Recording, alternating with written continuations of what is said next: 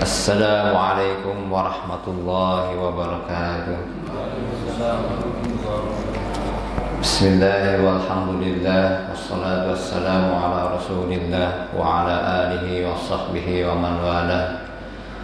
Ashhadu an la ilaha illallah wa ashhadu anna muhammadan rasulullah. Allahumma salli wa sallim wa barik ala nabiyyina Muhammadin wa ala alihi wa ashabihi ajma'in, amma ba'du. Para hadirin sekalian yang saya hormati dan saya muliakan, dan mudah-mudahan kita semuanya senantiasa diberkahi oleh Allah Subhanahu wa taala. Alhamdulillah, syukurillah, segala puja dan puji syukur marilah senantiasa kita panjatkan kehadirat Allah Subhanahu wa taala yang sampai pada pagi hari ini masih memberikan kepada kita nikmat taufik serta hidayahnya. Salawat dan salam semoga tetap tercurah kepada uswah dan qudwah kita, suri teladan hidup kita, Rasulullah sallallahu alaihi wasallam, yang telah membimbing kita minal zulumati ilan nur, dari sebuah zaman yang penuh dengan kegelapan menuju zaman yang terang benderang. Mudah-mudahan kita semuanya bisa senantiasa diberikan kekuatan lahir dan batin, senantiasa diberikan keistiqomahan di dalam mewarisi apa yang sudah beliau tinggalkan kepada kita, yaitu Al-Quran dan Sunnah Rasulullah Sallallahu Alaihi Wasallam. Di mana pada akhir zaman ini kadang-kadang kita susah membedakan mana tuntunan dan mana tontonan, kata Kiai Zainuddin M.Syed. Nyaris hampir-hampir kita tidak bisa membedakan apa yang seharusnya kita tinggalkan dan apa yang seharusnya kita lakukan. Dan hadirin yang berbahagia, karena Rasulullah Sallallahu Alaihi Wasallam sudah memberikan panduan yang jelas, sebenarnya sudah memberikan arahan yang jelas bagaimana menjalani hidup dan kehidupan ini dengan sebaik-baiknya. Sehingga Rasulullah Sallallahu Alaihi Wasallam memberikan kriteria bahwa orang yang cerdas itu adalah orang yang mampu mempersiapkan kehidupan setelah kematiannya. Jadi dia bisa mempersiapkan bekal menuju ke sebuah tempat yang kita tidak pernah, seorang pun pernah ke sana, tetapi keimanan kita, ketauhidan kita meyakini dengan seyakin-yakinnya bahwa tempat itu pasti ada. Tempat itu pasti ada. Walaupun tidak ada, belum pernah di antara kita yang ke sana, tapi tempat itu pasti ada. Sehingga untuk ke sana adalah perlu bekal yang sebanyak-banyaknya. Bukan malah perlu atau mengadakan beban yang nanti akan jadi masalah ketika kita di sana. Itu orang yang cerdas itu begitu. Sehingga bagi orang-orang yang punya bagi orang-orang yang mengingat mati, ini kan berarti kan ceritanya jadi ingat mati ini ya. Bagi orang-orang yang ingat mati, bukannya malah jadi males. Ngapain kita kerja siang malam, besok juga mati misalnya. Ngapain kita rajin-rajin, kita juga mati. Nah, yang kita pikirkan bukan seperti itu. Justru karena kita akan mati, maka kita harus mempersiapkan amal yang banyak, bekal yang banyak ketika kita berada di sana. Gitu ya. Jadi orang yang ingat mati justru lebih semangat beramal dibandingkan dengan orang yang tidak ingat mati. Orang yang tidak ingat mati justru hidupnya tidak ada arah. Ada orang ke kanan, dia ke kanan, ada orang ke kiri, dia kiri, nggak jelas hidupnya.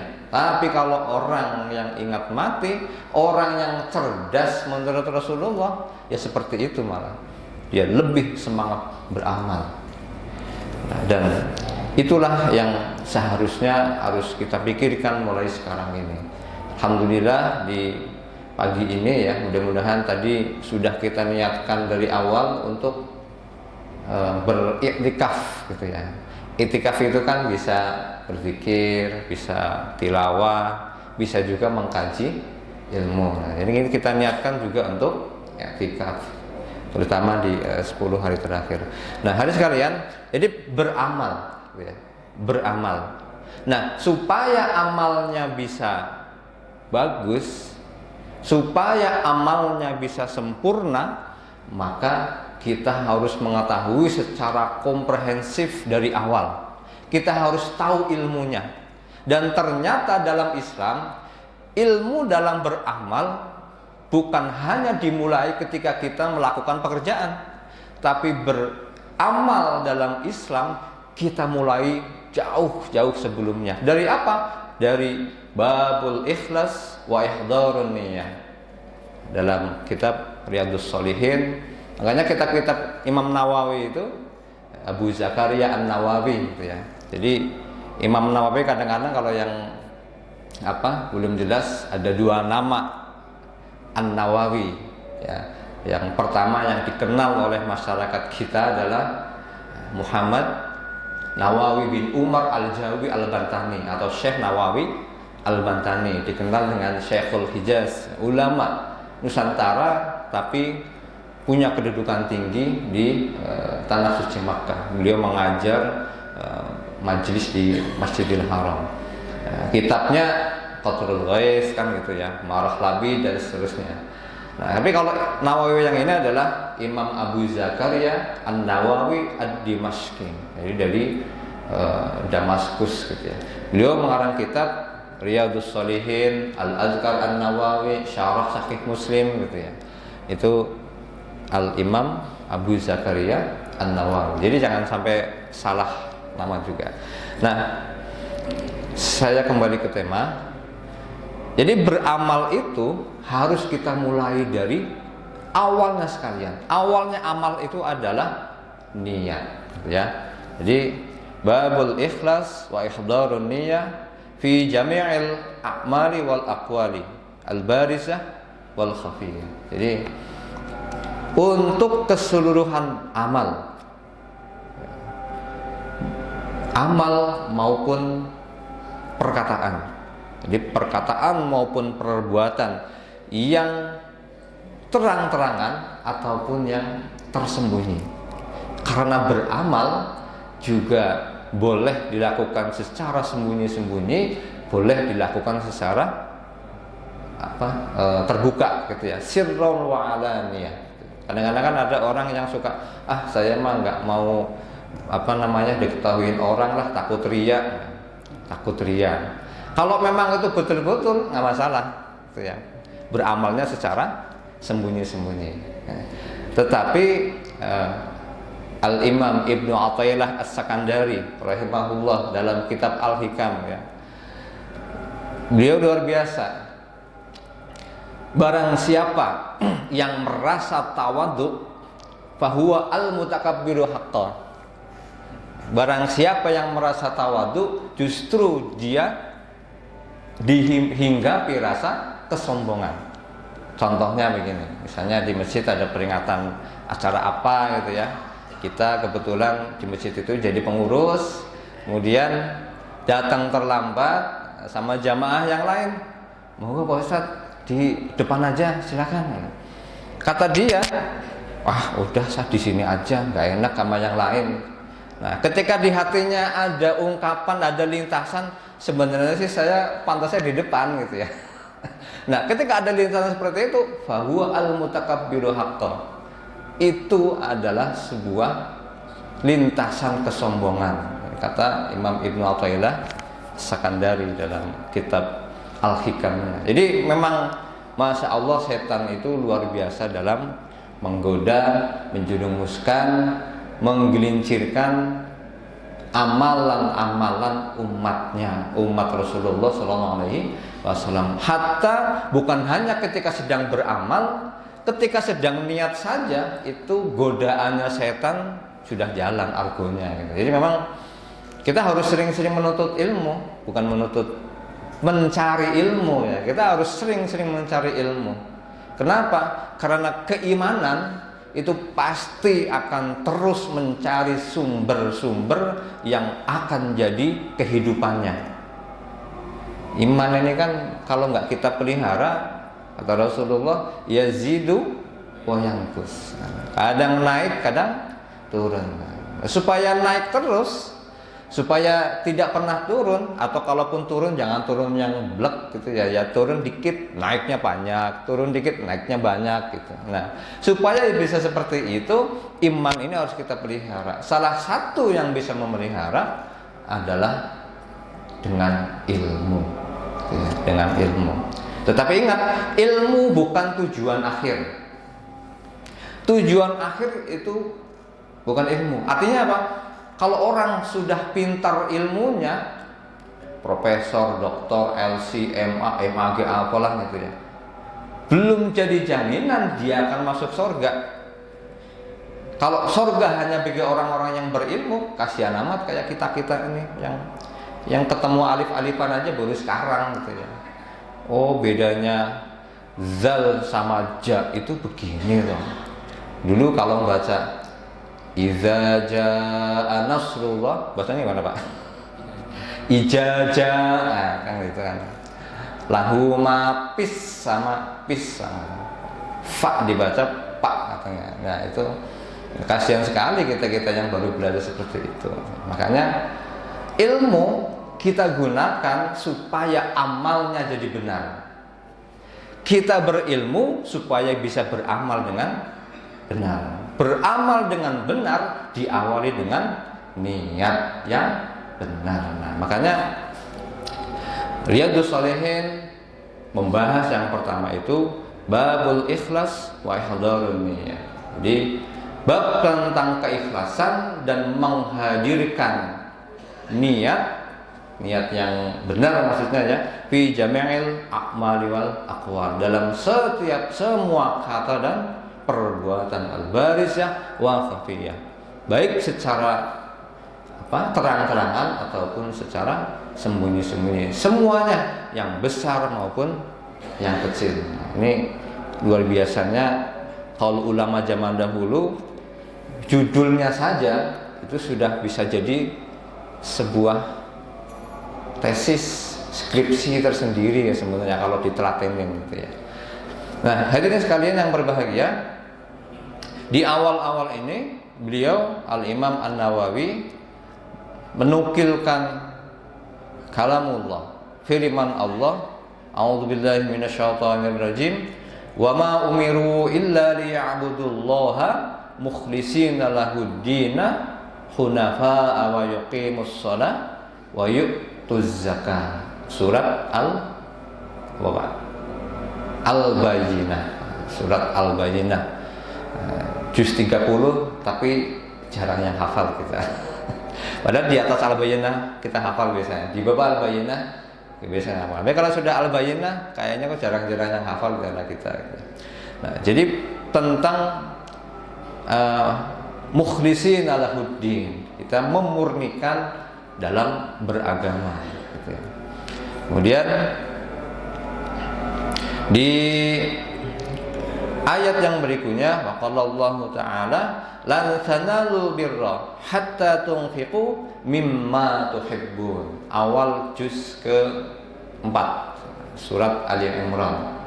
Lan tanalu birra, kamu sekali-kali tidak dianggap berbuat baik. Hatta tunfiqu, sampai kau menginfakkan, kau memberikan mimma tuhibbun, dari apa yang masih kau sukai. Jadi kalau kita ngasih orang yang sudah nggak kita pakai, wajar gitu ya. Ngasih orang yang sesuatu yang nggak kita suka, wajar. Tapi kalau ngasih orang sesuatu yang kita suka, itu luar biasa itu. Kadang-kadang jadi ujian tersendiri gitu ya. Bukan sering, beberapa kali atau pernah saya itu sama diuji Pak, dicoba. Saya dapat sorban baru dari Saudi misalnya gitu ya. Kemudian, Pak, itu buat saya dong, cakep. Nah, di kita itu masih mau saya pakai, ini cakep, saya suka masalahnya gitu ya. Tapi apa? Ya saya ingat ayat tadi itu, lan sanalul birra hatta tunfiqu mimma tuhibbun. Akhirnya apa? Ya udahlah kita kasih gitu ya. Ikhlas gitu. Jadi ikhlas itu kata siapa ikhlas itu enteng? Enggak. Ikhlas juga kadang-kadang berat gitu ya. Oh kalau ikhlas berat berarti bukan ikhlas dong. Enggak, ikhlas juga, tapi perlu perjuangan gitu ya. Ikhlasnya harus diperjuangkan. Jadi luar biasa. Jadi itu ayat yang berapa? 2 ya, kedua. Wa qala ta'ala la yanalallahu luhumuha wala dima'uha walakin yanaluhu taqwa minkum. Ini Allah bicara tentang korban.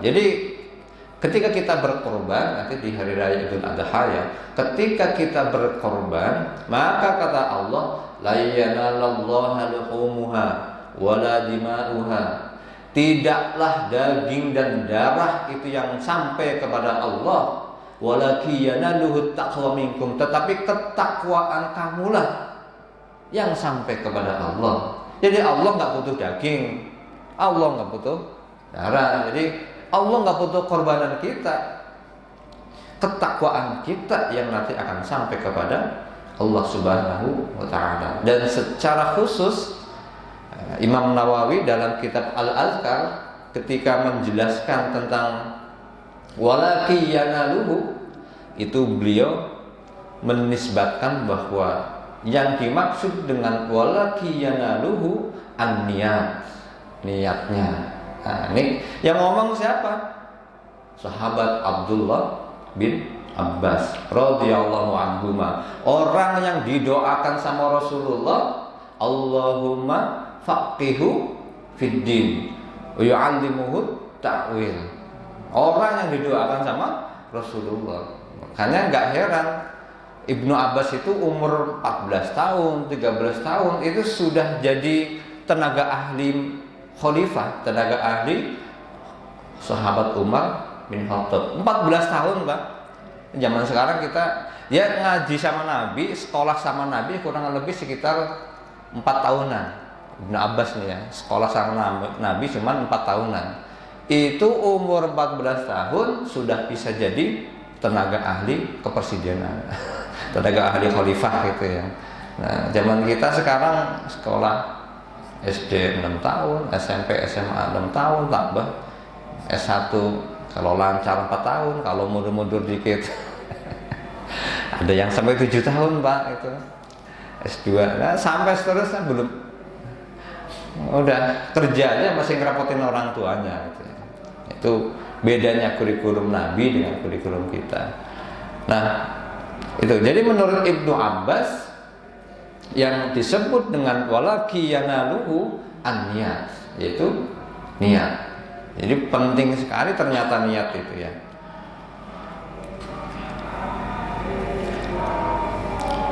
Kemudian dalam surat yang lain, Bismillahirrahmanirrahim, qul in tukhfu ma fi sudurikum aw tubduhu ya'lamuhullah. Surat Ali Imran juga.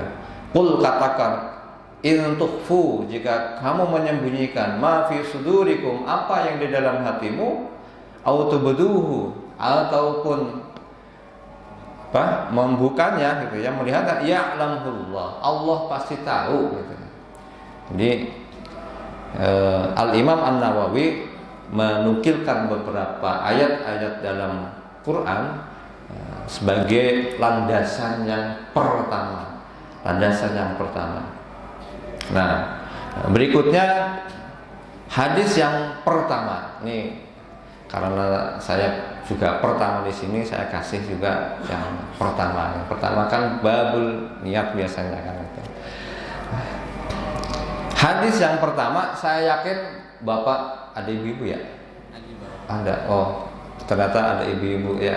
Mudah-mudahan ibu-ibu di bawah senantiasa diberikan kesehatan lahir dan batin, dilancarkan puasanya, dimudahkan dalam menyiapkan buka puasanya. Amin ya rabbal alamin. Diterima ibadahnya. Bismillahirrahmanirrahim. Wa an Amiril Mukminin Abi Hafiz, dari Amirul Mukminin. Jadi gelar Amirul Mukminin yang pertama memulai itu adalah Khalifah Umar bin Khattab, yang pertama memulainya.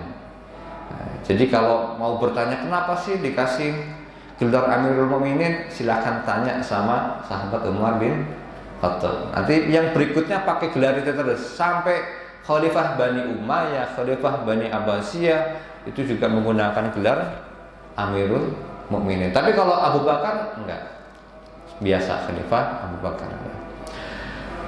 Wa an Amiril Mukminin Abi Hafiz. Kenapa disebut Abi Hafiz? Abi Hafiz adalah kunyah, panggilan.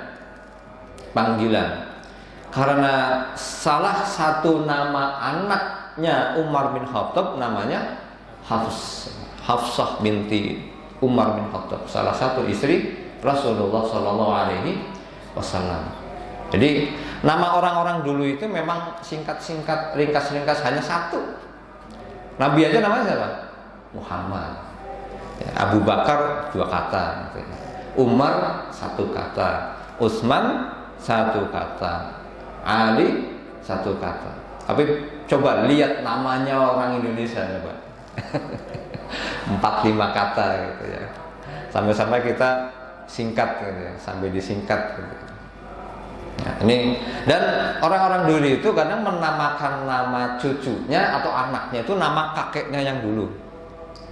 Nah, itu tujuannya untuk dihormatihi, untuk menghormati, untuk mengingat. Nah, kamu pernah punya leluhur loh yang namanya ini gitu ya.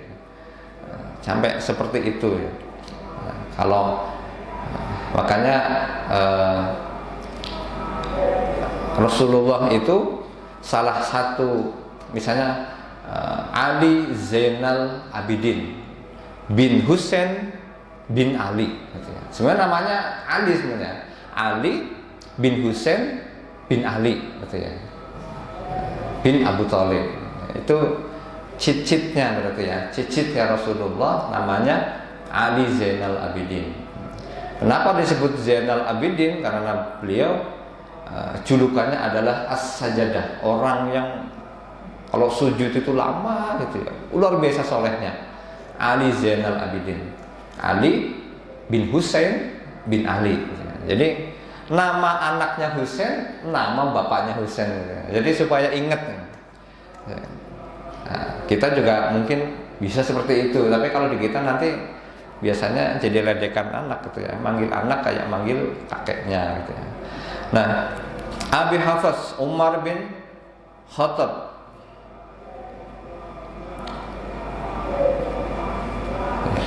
Umar bin Khattab bin Nufail bin Abdul Uzza bin Rawayah bin Abdillah bin Qut bin Rawah bin Adi bin Ka'ab bin Du'aim. Jadi ketemu di Rasulullah itu pada nasab Ka'ab. Jadi berapa turunan ini? Sekitar 7 ke atas baru ketemu dengan Nabi. Akhirnya tetap Al-Quraisy, Quraisy. Jadi ketemu dengan Nabi itu pada kakek yang sekitar ke-7, Ka'ab bin Lu'ay bin Ghalib Al-Quraisy Al-Maqdisi. Jadi semua Quraisy itu adalah turunannya Nabi Ismail alaihissalam. Makanya pasti ada turunan, pasti ada keterhubungan nasab famili antara siapa? Antara semua orang Quraisy, termasuk Umar bin Khattab. Nah, qala, berkata Umar bin Khattab radhiyallahu anhu, sami'tu Rasulullah sallallahu alaihi wasallam yaqul, saya mendengar Rasulullah sallallahu alaihi wasallam bersabda. Nah, dari sini baru ingat nih. Innamal a'malu binniyat. Hafal Pak ya? Pas hafal. Biasanya saya sampaikan aja hafalnya ini. Yang berikutnya biasanya nggak hafal gitu ya. Biasanya nggak hafal, tapi yang sampai sini hafal. Oh, orang tergantung niatnya. Apa dalilnya? Innamal a'malu binniyat. Wa innamal likulli imri'in ma nawa. Faman kanat hijratuhu ila Allah wa rasulih fa hijratuhu ila Allah wa rasulih. Wa man kanat hijratuhu ila dunya yusibuha aw imra'atin yanqihuha fa hijratuhu ila ma hajara ilaihi. Muttafaqun alaih. Nah, latar belakang hadis ini turun adalah ketika musim hijrah. Jadi ketika kaum muslimin dari Mekah mendapatkan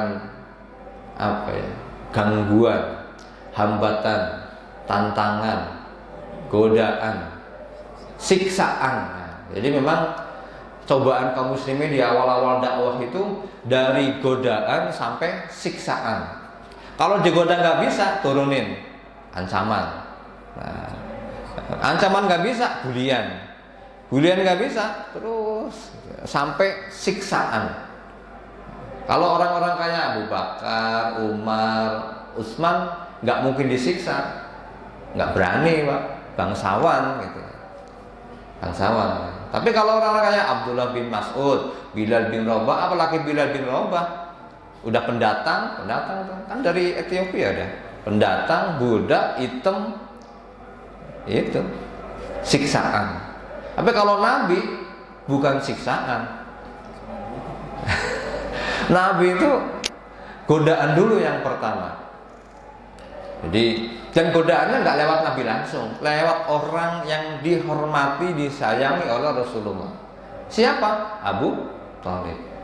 Wahai Abu Thalib, kan sekarang kita misalnya ada orang, kalau yang ngomong, yang minta kita, orang yang kita hormati, kan mau nolak gak enak, Pak. Mau nolak gak enak kan? Jadi kadang-kadang orang triknya begitu, ingin minta kepada kita, segen sama kita, dia lewat orang lain yang kebetulan kita segen juga sama dia. Nah, ini juga harus hati-hati nih kita nih ya, para pejabat misalnya. Mau kerja nggak berani lewat atasannya kan gitu kan. Begitu atasannya instruksi, ya mau nggak mau bawahnya kadang-kadang kan sudah nggak enak dan seterusnya. Nah ini para pemuka Quraisy lewat Abu Thalib melobi, sampaikan kepada ponakanmu, kalau kau pengen harta, separuh harta kami semua nih kami kumpulkan, separuh kami berikan kepada dia. Kalau dia ingin wanita, dia ingin perempuan, sebut siapa namanya, kami berikan kepada dia. Nah, luar biasa itu, godaan apalagi yang lebih berharga dari itu. Nah, kalau kau mau jadi pemimpin, hari ini juga saya angkat kau jadi pemimpin kota Mekah. Lengkap, Pak, harta, tahta, dan wanita. Sebenarnya bukan cuma wanita, pria juga sama. Godaan yang diberikan kepada Rasulullah dan disampaikan oleh orang yang memang disegani, dihormati oleh Rasulullah. Nah, tapi apa kata Rasulullah? Fawalladzi nafsi biyadihi, demi jiwa yang zatku berada di tangannya, kalau matahari ditaruh di tangan kananku, bulan ditaruh di tangan kiriku, kemudian itu digunakan supaya aku bisa menghentikan dakwah ini, demi Allah. Di sini Rasulullah muncul ketegasannya. Demi Allah, walaupun nyawa berpisah dari badan, saya tidak akan pernah menghentikan jalan dakwah ini.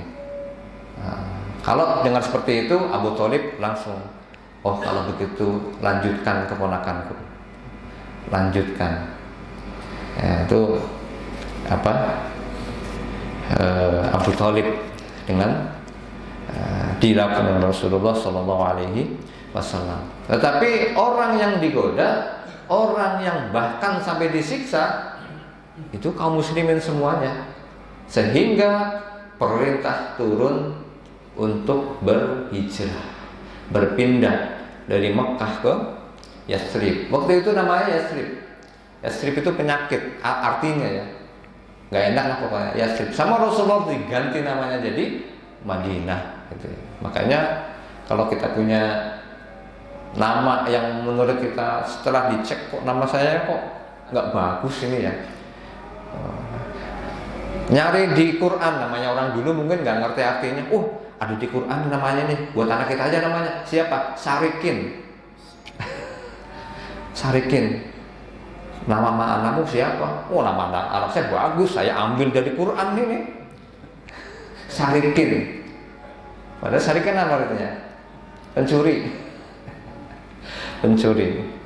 Nah, kalau setelah besar kita tahu, kita ganti nama boleh.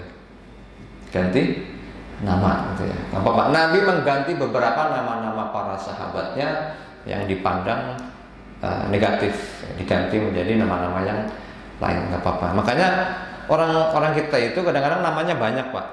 Ini saya karena orang Jawa ya. Pangeran Diponegoro itu namanya banyak. Yang pertama lahir Raden Mas Mustohar, lahir. Nah, begitu sunat ganti nama lagi, Raden Mas Ontowiryo. Nah, ini di buku sejarah ada nih. Saya sekarang sejarah katanya udah dihapus ya, katanya gitu. Raden Mas Ontowiryo. Begitu diangkat jadi penasehat Pangeran Diponegoro gitu ya. Begitu jadi sultan beda lagi, Sultan Abdul Hamid Heru Cokro Sayyidin Panetek Panotogomo Khalifatul Rasulillah.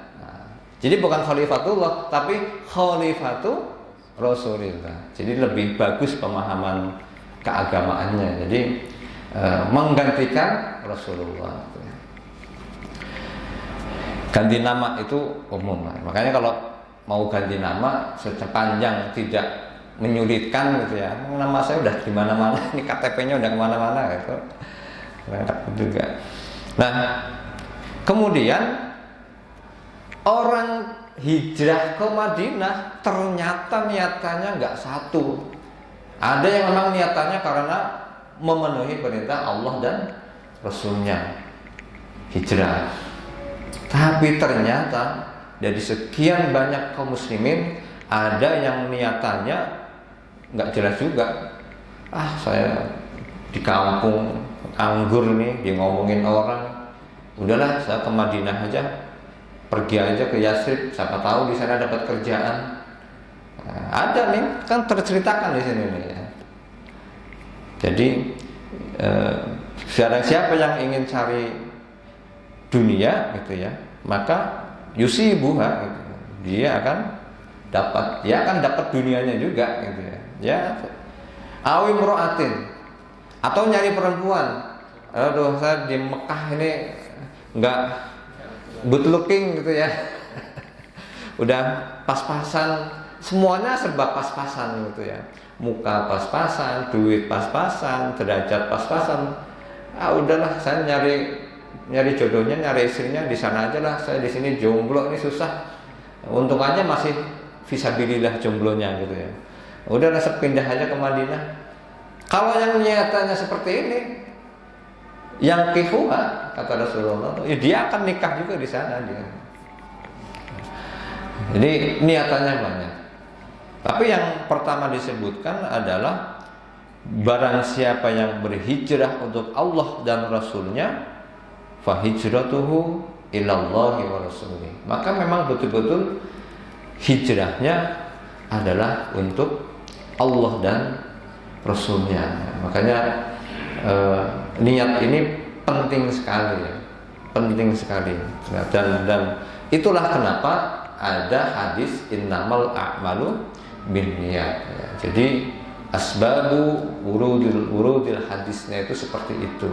Ada orang mau hijrah bermacam-macam niatannya, kemudian Rasulullah luruskan, Rasulullah ingatkan supaya yang dilakukan, amalan yang dilakukan hendaknya hanya untuk Allah dan Rasulnya. Jadi niatan itu betul-betul penting sekali, dan itu merupakan ukuran sah atau tidaknya setiap amal atau suatu amal. Oleh karena itu setiap amal yang tidak diniatkan karena Allah maka akan sia-sia, akan tidak ada gunanya nanti di akhirat. Oleh karena itu kita kan sering, wah dia mah orang baik. Kan ada tuh orang yang walaupun bukan muslim tapi baiknya minta ampun. Kadang-kadang lebih baik dari kita itu, Pak. Saya punya teman kerjaan itu apa ya? Yaitu secara hablum minan nasnya baik dan lebih baik dari saya gitu ya. Saya kan kadang-kadang ngomel, dia mah nggak pernah ngomel, ngomongnya juga halus gitu ya. Tapi itu hanya baik. Orang yang beramal seperti itu, ya balasannya hanya di dunia. Gitu. Orang mengenal dia jadi orang baik. Bahkan kalau kebaikannya banyak, diabadikan kebaikannya oleh orang. Jadi nama jalan, jadi nama gang, jadi nama apa dan seterusnya. Sudah dapat balasannya, tapi di akhirat nggak ada. Gitu. Jadi baik penting, tapi benar juga penting. Kedua-duanya harus berjalan beriringan. Gitu. Dan menurut Abu Abdillah, ya, kata beliau itu tidak ada hadis Nabi yang lebih banyak dan dalam faedah dan manfaatnya kecuali hadis ini. Ini perkataan ulama sih ya. Salah satu ulama mengapresiasi, menyebutkan keutamaan hadis ini. Jadi ini faedahnya luar biasa ini hadis ini. Coba kalau nggak ada hadis ini, kalau dari awal niatannya udah salah, itu repot urusannya, Pak. Kalau dari awal niatannya udah salah, makanya kan apalagi nanti nih Pak, mau 2024 ini biasanya al-mubasysirin yang mungkin jarang didatengin tamu. Nah, tiba-tiba datang, mau ngasih sumbangan. Nah, ngasih sumbangan. Ya, sejauh tidak mengikat silahkan gitu ya. Tapi nggak ada. Kadang-kadang ada tuh Pak, orang yang nyumbang di awal itu ngomong gitu. Awal itu ngomong, saya nyumbang ke masjid sini, mudah-mudahan jadi manfaat di sini. Banyak dia ngomong. Dan saya mohon izin doa restunya, nanti saya mau nyalon. Nah, itu kan intinya itu sebenarnya. Gitu. Karena niatannya nggak benar, niatannya nggak tepat, akhirnya begitu nyalonnya kagak jadi, karpetnya diambil, Pak. Ada nggak, Pak? Ada. Bukan di sini, ada tuh. Di TV apa nggak di sini, Pak? Di TV tuh ada tuh. Udah nyumbang karpet ke masjid, orangnya kagak jadi, karpetnya diambil. Ada tuh, Pak. Apa nggak di sini? Sekali lagi di TV. Gitu ya. Di sini mah nggak ada. Nah, jadi penting sekali. Ada beberapa catatan yang sempat saya catat dari beberapa referensi yang lainnya. Jadi, menurut Imam Al-Baihaqi, tindakan seorang hamba itu terjadi dengan niat, lisan dan perbuatan. Sehingga para ulama itu mendefinisikan hadis ini sepertiganya amalan kita, sepertiganya amalan kita, sepertiganya keimanan kita padahal. Kenapa?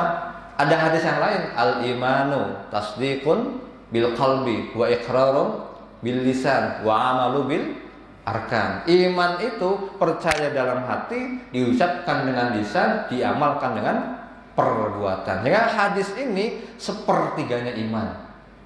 Luar biasa ternyata ya, baru satu hadis ini ya. Itu bicara tentang sepertiganya iman. Sehingga menurut Imam Ahmad bin Hambal, ilmu itu terdiri atas 3 kaidah. Kaidah ilmu menurut Imam Ahmad bin Hambal, pendiri mazhab Hambali. Yang pertama hadis ini, innamal a'malu binniyat wa innamal likulli imrin ma nawa, dan seterusnya. Ini kaidah yang pertama. Kaidah yang pertama dari sebuah ilmu pertama adalah niat. Kaidah yang kedua adalah hadis man amila amalan laisa bihi amruna fahuwa raddun. Kaidah yang kedua. Jadi ilmu dibangun atas 3 kaidah. Kaidah yang pertama tentang niat, kaidah yang kedua berdasar hadis ini. Man amila amalan laisa bihi amruna fahuwa raddun. Barang siapa yang beramal yang tidak ada tuntunannya, fahuwa raddun, tertolak. Nah, jadi intinya mau beramal apapun harus ada dasarnya, harus ada dalilnya. Jangan asal suka, saya suka banget kok ini, saya sangat banget ini.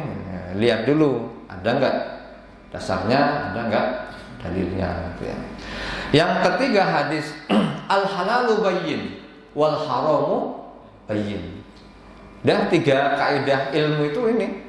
Pertama tentang niat, pertama tentang guidance panduan amalnya, pertama tentang jelas haram atau halalnya. Ya, yang halal jelas, yang haram juga jelas. Jadi nggak ada istilah abu-abu. Kadang-kadang yang bikin abu-abu kan kita sendiri, Pak. Ikut misalnya rakernas partai apa misalnya gitu. Kemudian di situ ada pemilihan ketua umum tuh, Pak, biasanya tuh ya. Ada pemilihan ketua umum, dan ketika malam-malam pemilihan ketua umum itu biasanya beterbangan itu, Pak. 100.000, 1 juta.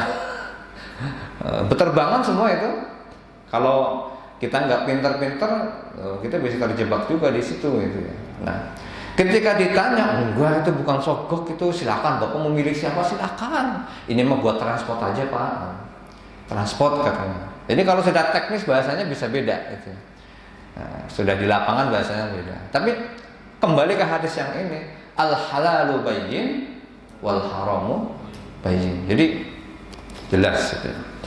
Nah, para ahli fikih, para fuqaha itu berbicara bahwa pentingnya niat itu karena niat itu punya minimal 2 makna. Yang pertama adalah tamyiz, pembeda. Pembeda apa? Pembeda antara ibadah yang satu dengan ibadah yang lain. Contohnya, sholat duhur dan sholat asar bacaannya sama nggak, Pak? Bacaannya sama. Ininya apa? Rukunnya sama. Yang beda apanya? Niatnya. Niat sholatnya yang beda. Saya niat sholat ini. Ada yang dilafalkan, ada yang enggak. Kalau saya sih enggak gitu ya. Niat adalah pekerjaan hati. Jadi mau mulutnya melafalkan tapi hatinya enggak niat, ya sholatnya enggak sah juga gitu. Jadi pembeda antara ibadah yang satu dengan ibadah yang lainnya. Apalagi kalau secara ini sama. Bedanya di niat. Yang kedua, pembeda antara kebiasaan yang satu dengan kebiasaan yang lain yang jadi ibadah. Kebiasaan tapi jadi ibadah yang sifatnya khusus. Contohnya, ini mohon maaf Pak, yang contohnya nih mohon maaf Ibu di bawah. Malam-malam kita baru beribadah, tanda kutip ya. Bapak Ibu sama istri beribadah malam-malam. Nah, setelah itu kedua-duanya sama-sama mandi, ya mandi nih, sama-sama mandi. Nah, kalau mandinya bukan karena itu, kebiur aja cukup Bismillah, niat mandi kan gitu. Tapi kalau setelah melakukan ibadah yang seperti itu, niatnya kan beda. Sehingga walaupun secara zahirnya gebiurnya sama, tapi niatannya beda. Nah, kalau yang mandi besar itu enggak niat seperti niat mandi janabat, mandi besar, kira-kira sholat subuhnya sah apa enggak? Oh, enggak. Kenapa? Karena enggak mandi. Lagi hadas ya. Hadas besar loh ya. Hadas, kalau hadas kecil kan pakai wudhu cukup. Ini hadas besar yang juga harus pakai mandi besar. Jadi pentingnya niat itu di situ. Pentingnya niat menjadi pembeda antar ibadah dan menjadi pembeda kebiasaan yang seperti biasa atau kebiasaan yang dijadikan syarat kewajiban untuk melaksanakan ibadah. Jadi tamyiz. Yang kedua adalah al-qasdu, maksudnya, niatannya. Jadi kita beramal itu niatannya karena apa, untuk siapa, mencari apa, ini penting sekali. Hadirin yang berbahagia, salah satu ulama sufi Sufyan Ats-Tsauri rahimahullah mengatakan bahwa belajar niat itu dulu, ini kan tabi'in ya. Tabi'in itu berarti orang ulama yang belajar sama sahabat disebut sebagai tabi'in. Jadi tabi'in ini harus orang yang ngaji sama sahabat. Kalau orangnya nggak ngaji, nggak bisa disebut tabi'in itu, Pak. Kecuali sahabat. Kalau sahabat itu kumulatif, semua yang pernah berinteraksi dengan Nabi disebut sahabat. Tapi kalau tabi'in, apalagi atba'ut tabi'in, tabi'in, oh nanti dulu, lihat dulu. Kalau sehari-hari hidup zamannya siapa? Saya ketemu sama Umar bin Khattab, tapi ngaji apa enggak? Enggak, saya sibuk jualan, sibuk kerja, jadi saya nggak pernah ngaji sama Umar bin Khattab. Oh, nggak bisa disebut tabi'in ini, Pak. Ya dia orang biasa. Jadi tabi'in adalah orang yang ngaji sehari-hari bersama para sahabat. Ada Hasan Al-Basri, ya, Fudail bin Iyad, ada Sa'id bin Musayyab, dan seterusnya. Itu tabi'in, orang yang ngaji sama sahabat. Atba'ut tabi'in atau tabi'in, orang yang ngaji dengan tabi'in. Ya, itu juga sama kriterianya. Kalau dia betul-betul rajin, ngajin, tekun, baru disebut atba'ut tabi'in. Tapi kalau cuma sejaman, sementara nggak pernah ngaji, nggak pernah bareng, ya nggak bisa disebut sebagai tabi'in atau atba'ut tabi'in. Nah, Sufyan Ats-Tsauri mengatakan bahwa dulu orang belajar niat itu seperti orang belajar amal. Jadi mentang-mentang cuma niat sih, nggak dipelajari, enggak. Kita belajar amal aja yang baik supaya amalnya bagus. Oh tidak, ternyata orang belajar niat seperti orang belajar amal. Gitu ya. Kenapa? Sepertiganya loh, Pak, masalahnya. Sepertiganya kualitas amal itu satu dari niat. Sepertiganya iman dari niat. Jadi penting sekali belajar niat. Makanya Al-Imam An-Nawawi dalam Riyadhus Shalihin, dalam Al-Adhkar yang pernah saya baca, yaitu menyebutkan para ulama salaf suka sekali, senang sekali menaruh hadis-hadis tentang niat itu di awal kitabnya, di awal bukunya. Ini kata Imam An-Nawawi, dan dibuktikan oleh beliau di kitab Al-Adhkar juga bicara tentang niat. Di kitab Riyadhus Shalihin juga bicara tentang niat. Nah, mudah-mudahan dengan pertemuan yang singkat ini mudah-mudahan bisa memberikan sedikit pemahaman, mudah-mudahan banyak ya, yang bisa masuk ke dalam kita supaya kita tidak lagi meremehkan niat.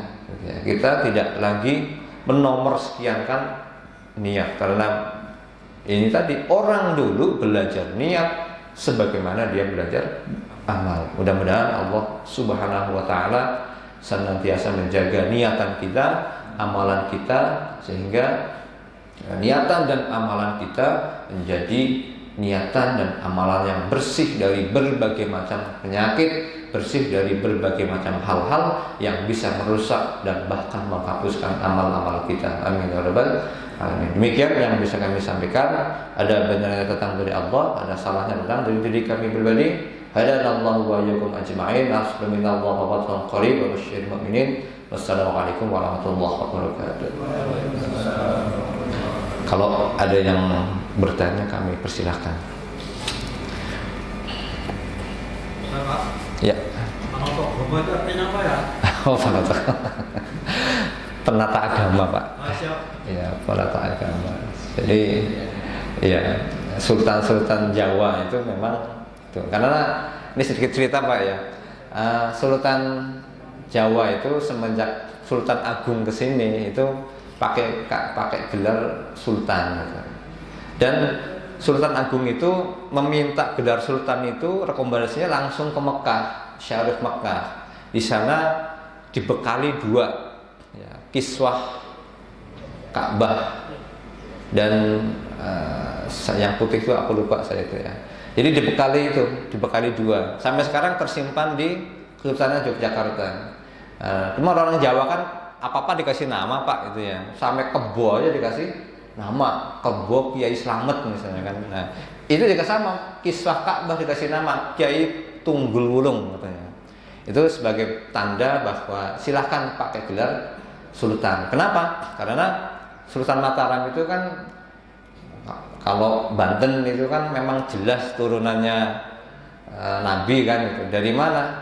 Dari Maulana Hasanuddin, anaknya Sunan Gunung Jati. Sunan Gunung Jati kan Syarif Hidayatullah yang merupakan anak daripada penguasa Mekah kan itu. Jadi memang masih ada bau-baunya keturunan Nabi gitu, sehingga Sultan Mataram kan cuma turunan Majapahit itu Pak.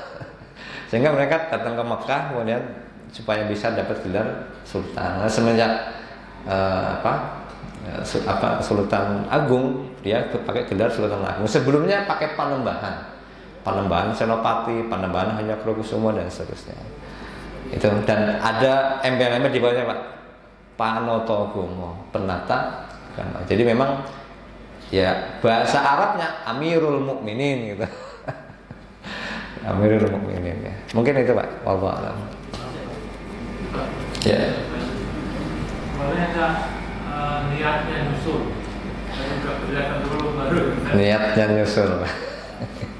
Ya, dalam bahasa fikih itu niat itu memang di depan kan. Makanya niat kan mengawali perbuatan gitu ya.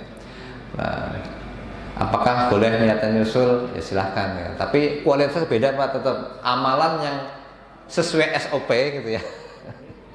Dengan amalan yang enggak pasti ada beda kualitasnya gitu. Nah, sampai sholat itu kalau kata para ulama itu ya, niat yang paling bagus itu ketika ini Allahu Akbar. Nah, ketika itulah kita niat. Itu niat yang paling pas itu di situ, yang paling bagus itu di situ. Jadi ketika Allahu Akbar, nah, saya jadi iseng.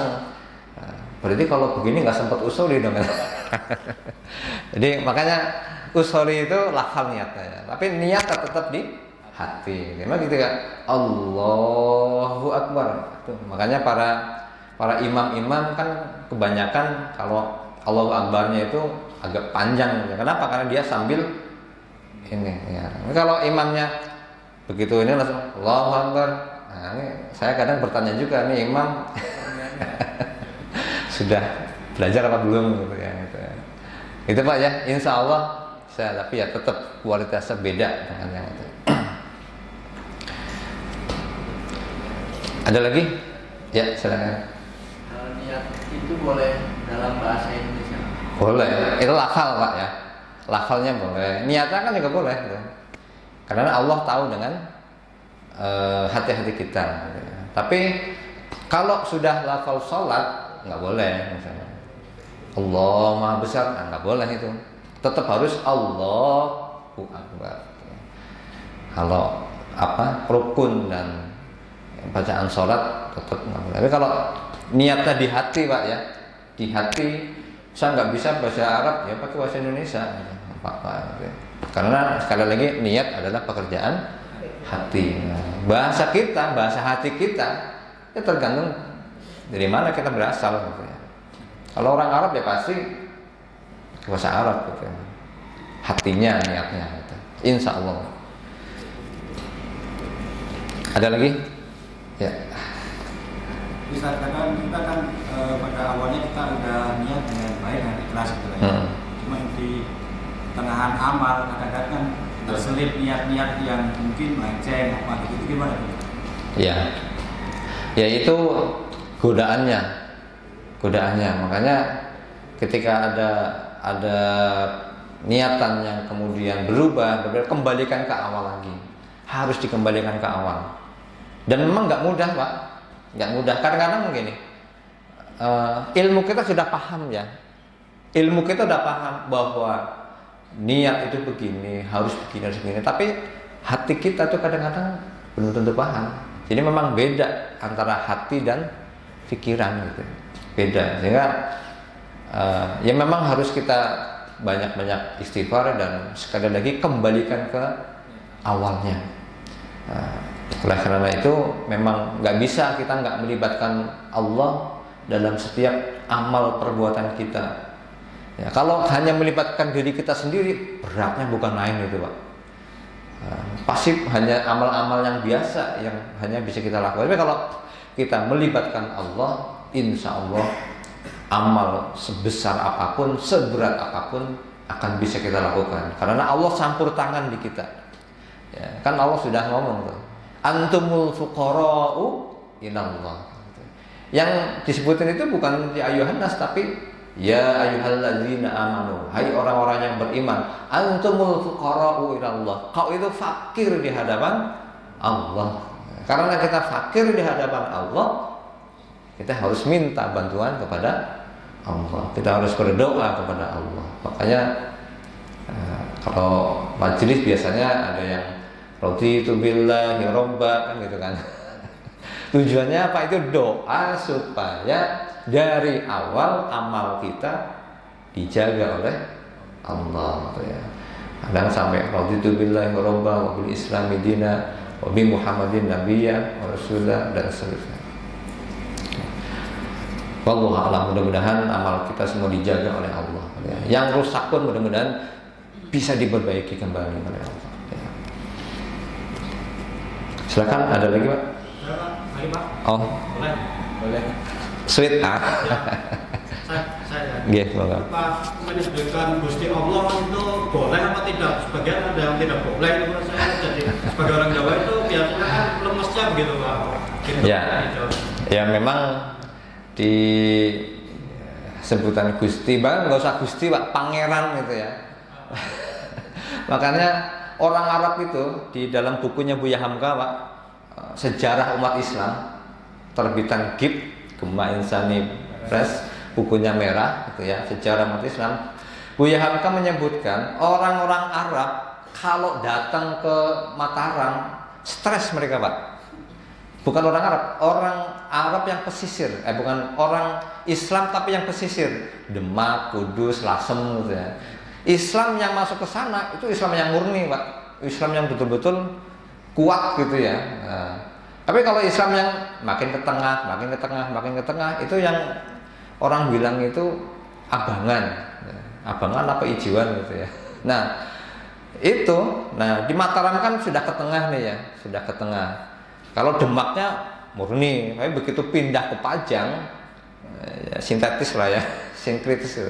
Pindah ke Mataram hampir sama. Nah, Sultan Agung itu berusaha memadukan itu. Nah, orang pesisir ketika datang ke Mataram, gede, Pak, ibu kotanya itu di Jogja itu, stres mereka. Kenapa? Wah, di sini orang pada dianggap jadi Tuhan, orang dipanggil Gusti, orang dipanggil Pangeran. Padahal Gusti dan Pangeran hanya untuk Allah. Stres mereka, Pak. Jadi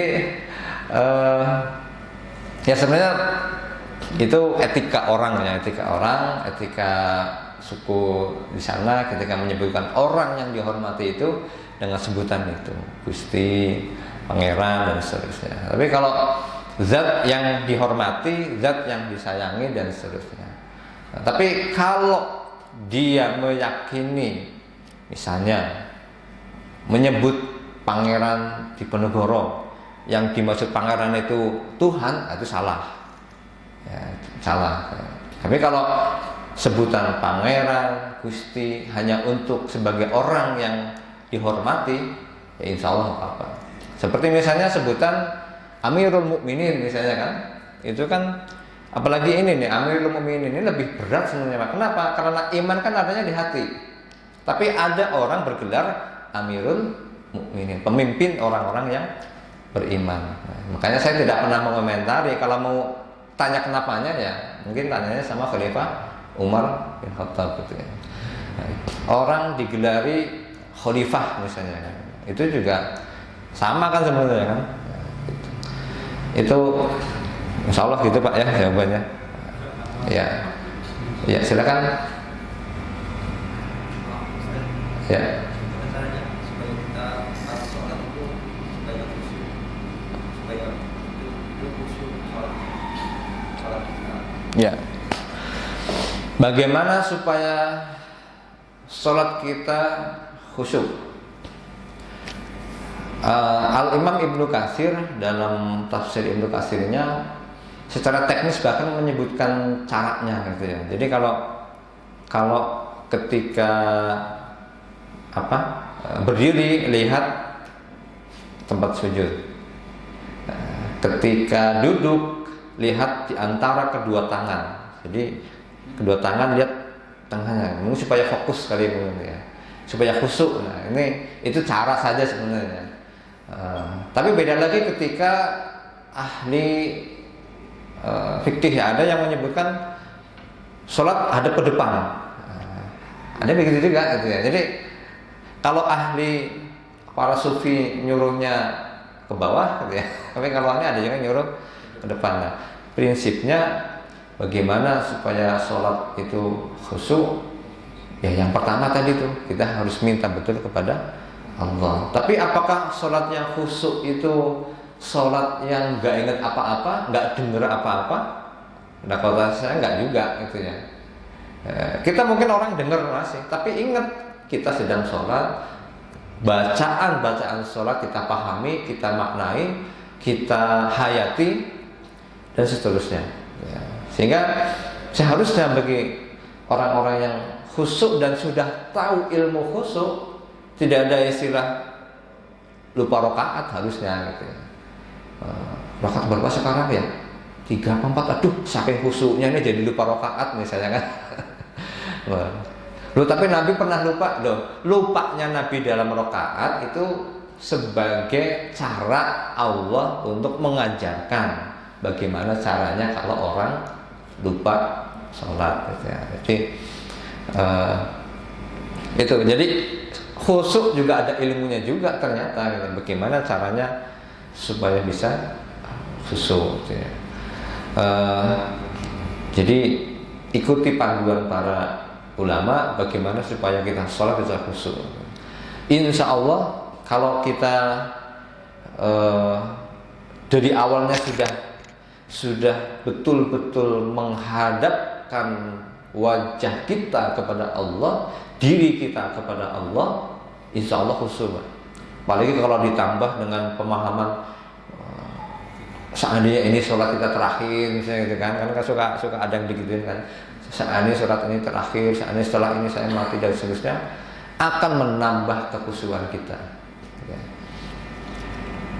Kadang tidak cukup dengan ilmu juga, hati kita juga harus khusyuk, harus bersih ya, karena ketika hati nggak bersih, hati banyak penyakit, ibadah pun menjadi tidak nikmat gitu ya.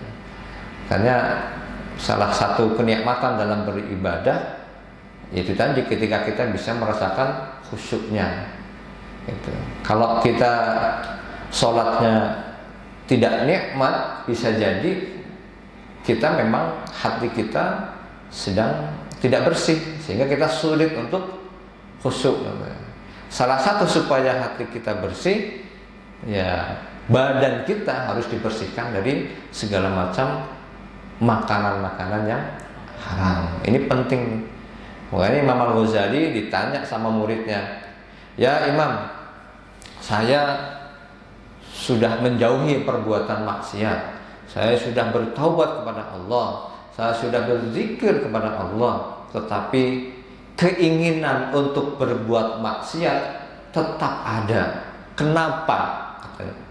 Kata Imam Al-Ghazali, bagaimana mungkin kau mengusir anjing sedangkan jeroan, daging kamu pegang di tangan kamu, ada dalam piring kamu pegang di tangan kamu, maka anjing itu akan terus datang kepada kamu. Itu artinya yaitu tadi badan kita juga harus bersih gitu ya. Hati hati kita bersih, badan kita juga harus bersih.